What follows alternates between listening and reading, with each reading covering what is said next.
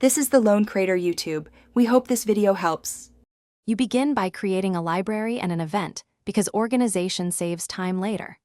Once done, import your camera folders and choose proxies if your footage is heavy, which speeds playback. Make sure to set the project properties immediately. Choose the frame rate and frame size that match your delivery. This prevents re-render headaches. After importing, skim footage in the browser and mark selects with INO. That gives you focused clips to assemble in the timeline. You now build the edit. Drag your marked selects into the timeline and let the magnetic timeline keep tracks tidy. Once clips are placed, refine timing, use the blade, roll, and ripple edits to tighten pacing, and toggle snapping for precise cuts.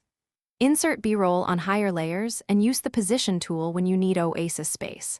Then apply transitions sparingly, stabilize shaky clips, and perform a basic color balance so visual continuity feels intentional and not accidental. You finish by exporting through the Share menu, pick Pro Res for master files or H, 264 for uploads, and confirm resolution and bitrate. Once done, let background render complete and check audio meters plus any LUTs applied. Make small adjustments and re-export if needed. If an export fails, first check disk space and render file status, then delete render files and re-render. And finally, ensure no codec conflicts exist. These steps usually resolve stubborn errors quickly. Thanks for watching. Consider subscribing if we helped you.